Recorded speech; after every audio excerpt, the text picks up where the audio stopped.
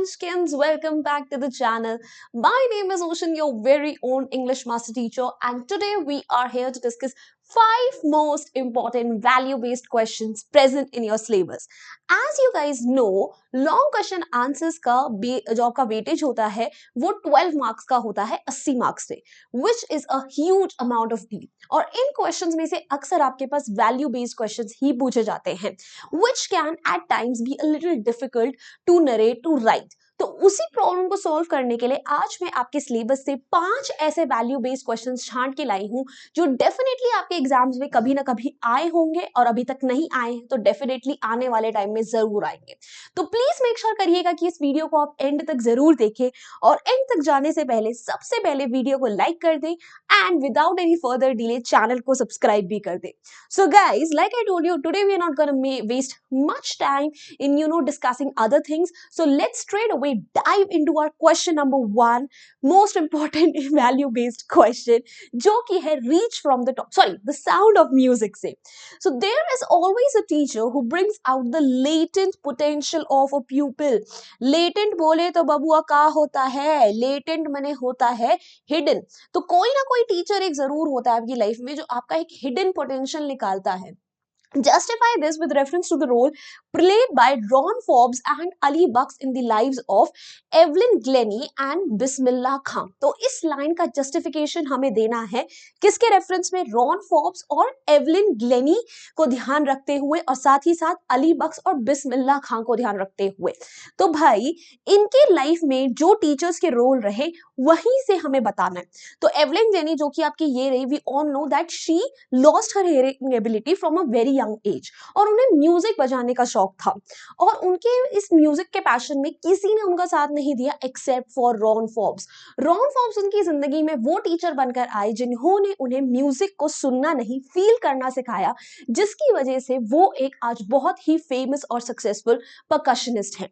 वहीं अगर हम बिस्मिल्लाह खान की बात करें तो उनका भी म्यूजिक में काफी इंटरेस्ट था, और शहनाई में सबसे पहला उनका इंटरेस्ट लाने का श्रेय जाता है उनके मामा जी अली बक्स को, जिनके साथ बचपन में जब वो उन्हें टेंपल्स में फॉलो करते थे, उन्हें बजाते हुए देखते थे शहनाई, तो वो इंचैंटेड फील करते थे. और उसके बाद बनारस के गंगा किनारे घंटों घंटों प्रैक्टिस करने के बाद उन्होंने शहनाई में ऐसी महारत हासिल करी कि आज उनका नाम पूरा इंडिया जानता है. तो इन दोनों ही पर्सन्स की लाइफ में इनके टीचर्स ने एक बहुत बड़ा रोल प्ले करा था, और इसको अब चलो लिखते हैं. So teachers craft us to become better individuals both personally and professionally. तो teachers हमें personally, professionally दोनों तरीकों से better इंसान बनाते हैं. Ron Forbes understood Evelyn's passion for music. He taught Evelyn nuances. Nuances बेटा क्या होता है? Little details, जो छोटी छोटी बातें होती है ना किसी चीज के, उसे बोलते हैं nuances. Nuances of hearing music not through her ears but through her body. Ron Forbes ने एवलिन ग्लेनी को सिखाया कैसे वो अपनी पूरी बॉडी के थ्रू म्यूजिक को फील कर सकती है. He taught her to feel the vibrations in her hands and parts of legs to get the pitch. उन्होंने बोला कि अपने डिफरेंट डिफरेंट पार्ट्स में डिफरेंट डिफरेंट नोट्स को फील करो. So he crafted her to be more musical and confident. तो इस तरीके से उन्होंने म्यूजिकल बनाया, कॉन्फिडेंट बनाया. वहीं Bismillah Khan's teacher and mentor was his maternal uncle यानी मामा जी अली बक्स. कैसे भाई? Bismillah used to be transfixed यानी बिल्कुल मंत्र मुग्ध, enchanted when Ali Bucks used to play शहनाई. अपने मामा जी को शहनाई बजाते हुए देख वो बस वहां पे टिके रह जाते थे. As a child, Bismillah Khan used to accompany his Kirti, material कौन से? मटीरियल अंकल कहां से हो गई? मटीरियल गर्ल तो हमने सुना था, material uncle it's maternal uncle to Vishnu temple of Banaras where Ali Bux was employed to play shehnai. तो बचपन में क्या करते थे? बिस्मिल्लाह खान जी अली बक्स के साथ जाते थे और उन्हें शहनाई बजाते हुए देखते थे विष्णु टेम्पल में. बिस्मिल्लाह picked up the finer nuances of shehnai and practiced for hours on the banks of river Ganga. और फिर गंगा किनारे घंटों प्रैक्टिस करते थे. He attained perfection only because of his uncle and mentor. तो उन्हें शहनाई बजाने में परफेक्शन दिलाने का सारा श्रेय उनके मामा जी को जाता है. Alright, moving ahead, reach for the top. देखो sound of music, reach for the top दोनों ही बड़े इंपॉर्टेंट चैप्टर्स हैं। Santosh is not only a good mountaineer but also a genuinely good human being. Discuss कि संतोष यादव जो है एक बहुत बढ़िया माउंटेनियर ही नहीं बल्कि एक बहुत अच्छी ह्यूमन बीइंग भी है। इस चीज को डिस्कस करिए। तो संतोष जी की विल और डिटर्मिनेशन से हम सब वाकिफ हैं क्योंकि उन्होंने माउंट एवरेस्ट पे 2 बार चढ़ाई करी है। बस स्ट्रॉन्ग विल और डिटर्मिनेशन के साथ साथ उनका एक बहुत सॉफ्ट हार्ट भी है। क्यों? क्योंकि जब वो माउंट एवरेस्ट पे चढ़ रही थी तो उन्होंने साउथ कॉल पे अपने एक फेलो माउंटेनियर को बचाने की कोशिश करी थी। उसे तो नहीं बचा पाई बट एक दूसरे माउंटेनियर मोहन सिंह को उन्होंने बचाया, उनके साथ अपनी ऑक्सीजन सिलेंडर शेयर करके। उसके अलावा संतोष यादव जी कहती हैं कि जब उस माउंट एवरेस्ट पे थी, उन्होंने हिंदुस्तान का झंडा लहराया तो उनके मन में जो प्राउड फीलिंग थी ना अपने देश के लिए, वो शब्दों में बयां नहीं कर सकती। इसके अलावा वो एक बहुत बड़ी इन्वायरमेंटलिस्ट भी थी क्योंकि माउंट एवरेस्ट से वापस आते वक्त वो खुद को ही नहीं बल्कि माउंट एवरेस्ट से 500 किलोग्राम का वेस्ट भी उठाकर लाई थी। ये सभी बातें हमें दर्शाती हैं कि संतोष यादव जी दिल से भी कितनी अच्छी इंसान थी। Right? Let's have a look at the answer. So Santosh Yadav proved her mountaineering skills quite early in her life. She displayed an unflinching will and a fearless mind that fought a rigid orthodox society to rise to the top. उन्होंने बचपन में बहुत सारी लड़ाइयां लड़ी ताकि वो top तक पहुंच सके. But the stern will, yani strong will and bold decisions did not smother her qualities of cooperation and concern for others. But ये जो strong will है इसकी वजह से उनके अंदर की अच्छाइयां नहीं गई. Santosh is endowed बोले तो blessed. She is blessed with a caring heart, which is obvious from the fact that she took great care of a climber at the South Col. South Col में उन्होंने climber की बड़ी मदद करी. Though the climber could not be saved, Santosh's concern for him was really commendable. वो climber तो नहीं बचा but उन्होंने actually मदद करने की कोशिश तो करी. In another incident, she saved the life of a fellow climber, Mohan Singh, by sharing her own oxygen with him. दूसरे climber मोहन सिंह के साथ उन्होंने अपनी ऑक्सीजन शेयर करी, उनकी जान बचाई. Moreover, Santosh's heart overflowed with patriotism when she unfurled होता है लहराना, the national flag on the top of Mount Everest. जब उन्होंने finally Mount Everest का झंडा hoist करा, लहराया, उन्हें बहुत proud feeling आई.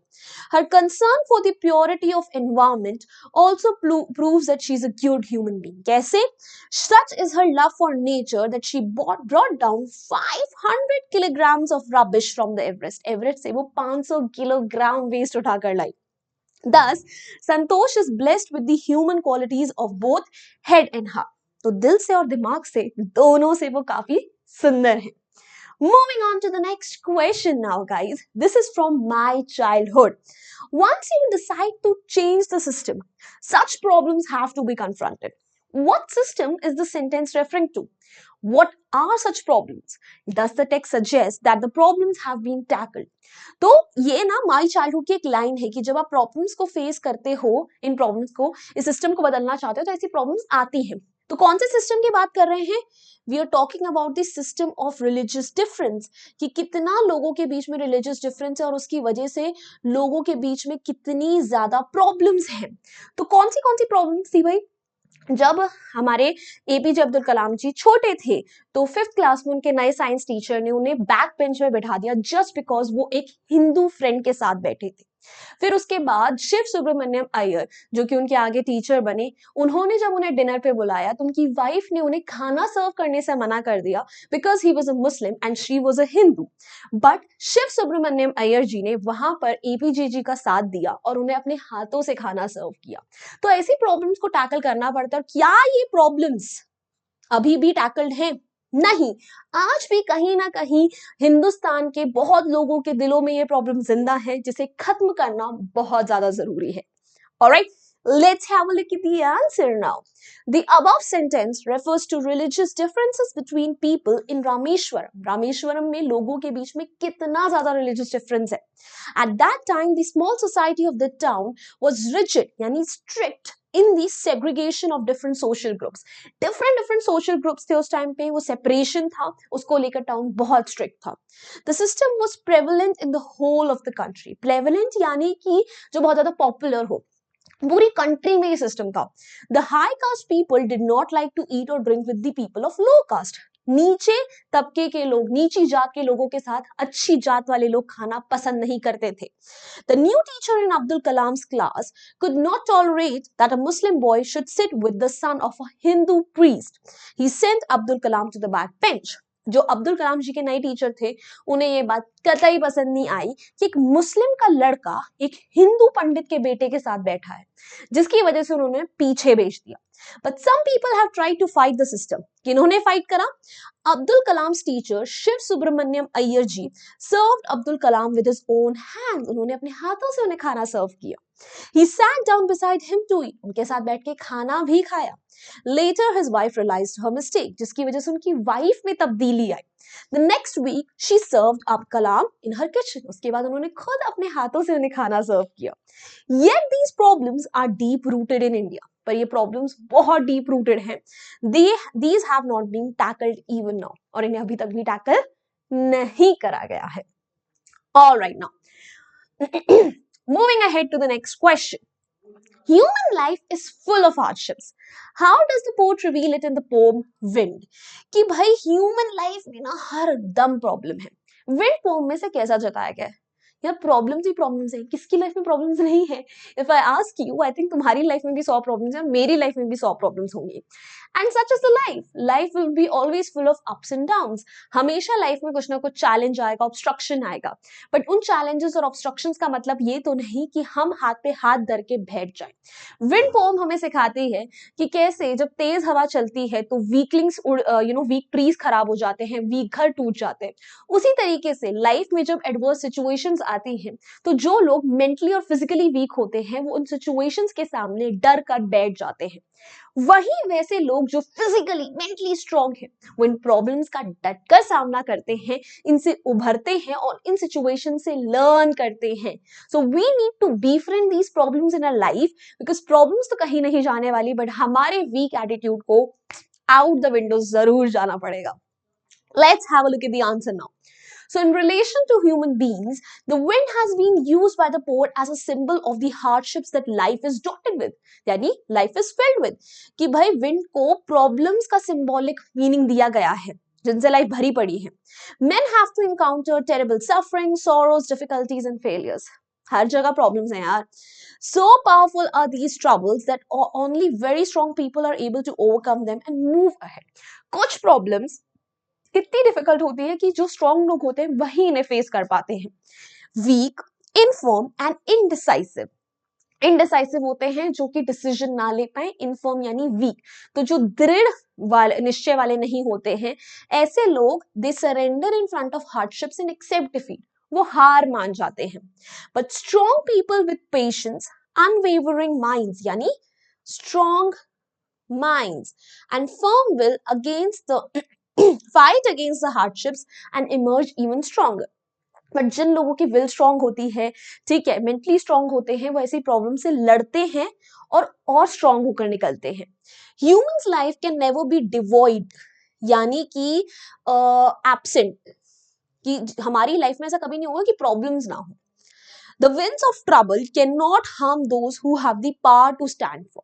ठीक है, कि जो ट्रबल की विंड्स है ना वो उन लोगों को परेशान नहीं करती जो स्ट्रॉन्ग होते हैं। Strong people can turn their difficulties into opportunities and learn lessons from them. Strong लोग होते हैं ना वो इन डिफिकल्टीज से भी ना अपनी अपॉर्चुनिटीज निकाल के उनसे चीजें लर्न करके चलते हैं। Alright, on to the last question of the day guys. What values of humanity are reflected through the character of the kind man in the Lost Child? तो लॉस्ट चाइल्ड में भाई एक काइंड मैन होता है ना जो खोए हुए बच्चे की हेल्प करता है, तो उससे हमें उसके बारे में क्या क्या क्वालिटीज का पता चलता है।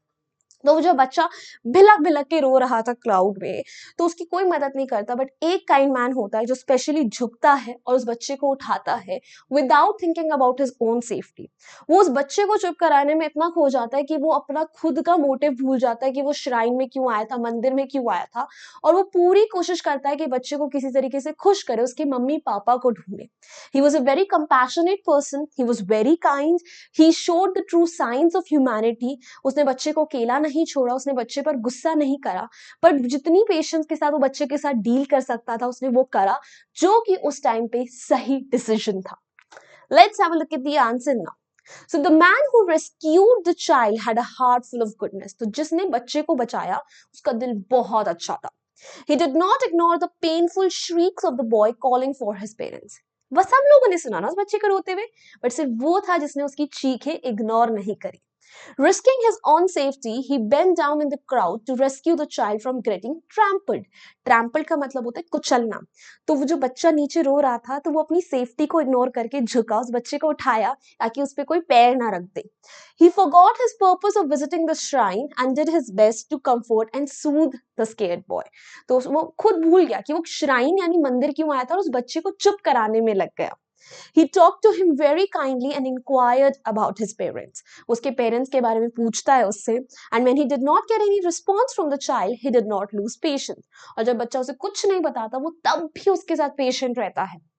Instead, he tried to make him feel at ease and by offering him the little things. वो बच्चे को कंफर्टेबल करता है, उसे चीजें ऑफर करता है कि बलून्स ले लो, मिठाई ले लो. The man sincerely tried to pacify the child. Pacify यानी चुप कराना, so that he could help him to find his parents. His character thus reflects the human values of kindness, compassion, care and love. तो उसके character में compassion, kindness, care, love जैसी qualities हमें झलकती हुई दिखती हैं. Alright guys, so these were all the important value based questions for your syllabus, and now we have another very important thing to tell you, which is MVSAT, Mega Vedantu Scholarship Test, which is absolutely free of cost. And इस scholarship test को लिखने वाले हर बच्चे को मिलेगा एक fixed amount of scholarship जो कि वो वेदांतु के courses के लिए avail कर सकता है. So if you are in class 8, 9th or 10th preparing for JEE or NEET, you must give this exam which is absolutely free of cost. सारे questions MCQ based है with no negative marking. And now since Vedantu जो है आपके खुद के शहरों में भी आ रहा है, so आप offline learning का भी मजा उठा सकते हो. So सेकेंड और थर्ड का डेट का तो चला गया है, बट 9th और 10th अभी भी आपके हाथ में है जब आप इस एग्जाम को दे सकते हो ऑफलाइन या फिर ऑनलाइन. एंड इस एग्जाम में अगर आप टॉप करते हो तो आपको इसरो जाने का मौका मिल सकता है 5 डेज का fully paid trip by Vedantu.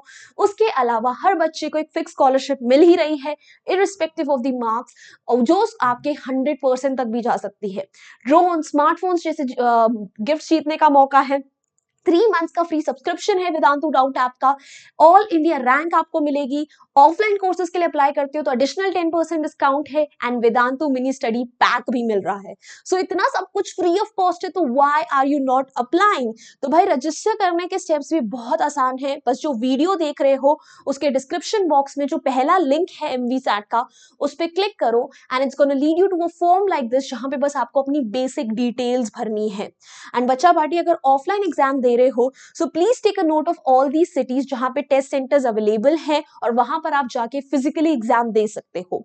Other than that, these are some additional test centres जो कि और कुछ सिटीज में अवेलेबल है. You can take a quick screenshot and make sure कि आप अपना एग्जाम ऑफलाइन दे दो. Once you fill the registration form, you're going to get more details about it. So please go ahead, register right now. And Bacha Party, this is a Telegram channel. Link is in the description box. Please join our community over here as well for BTS reminders and PDFs of such amazing sessions. Also, this is my Instagram handle. Feel free to ping me over here as well. And let me tell you, English Kai additional shorts channel be here where every week I put up shorts to help you with the grammar and vocabulary. The link is again in the description box. And if you enjoyed this video, hit the like button, share it with your friends right now, and subscribe to the channel if you haven't done yet. So bye bye guys. Hasta la vista. फिर मिलेंगे पढ़ते पढ़ते.